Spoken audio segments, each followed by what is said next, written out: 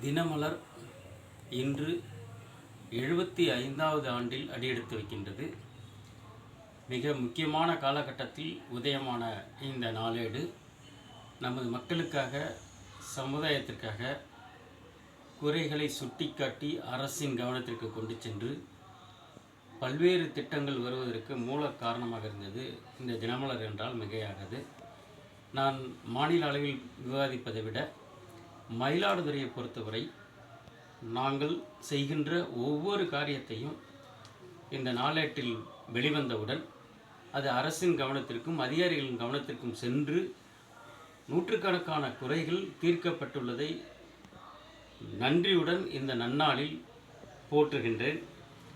தினமலர் அன்றைய காலத்தில் வெள்ளையனை எதிர்த்து போராடிய ஒரு நாளேடு. இன்றைக்கு இருக்கின்ற அவலங்களை எதிர்த்து போராடுகின்ற முதன்மை நாளேடாக தினமலர் விளங்குகின்றது என்றால் அது மிகையாகாது. அதில் கிட்டத்தட்ட 25 ஆண்டுகளுக்கு மேலே நான் ஒரு வாசகர். சின்ன பிள்ளையிலேருந்து தொடர்ந்து இன்று வரை எங்கள் வீட்டில் தினமலர் இல்லாமல் இருந்ததே இல்லை.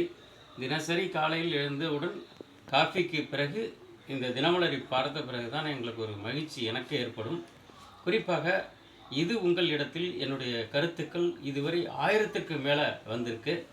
அத்தனை கருத்துக்களும் அனைவருக்குமான கருத்தாக வெளிவந்ததால், அதனை ஆய்வு செய்து அவர்கள் வெளியிட்டதால் இன்றைக்கு ஒரு மிக்க ஒரு இடத்தில் நான் மாறி இருக்கின்றேன்.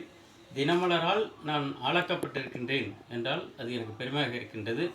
குறிப்பாக தமிழ்நாடு முதலமைச்சர் கூட இன்றைய முதல்வர் அன்றைக்கு எதிர்க்கட்சி தலைவராக இருந்த பொழுது என்னுடைய கருத்தை எடுத்து அவர் பேசியது எனக்கு இன்றைக்கும் மகிழ்ச்சி ஏற்படுத்துகிறது. தினமலர் என்றால் அது ஒரு கம்பீரம், தினமலர் என்றால் ஒரு தைரியம், தினமலர் என்றால் அஞ்சாமை. இத்தனைக்கும் சொந்த நாளேடு தினமலர் தான்.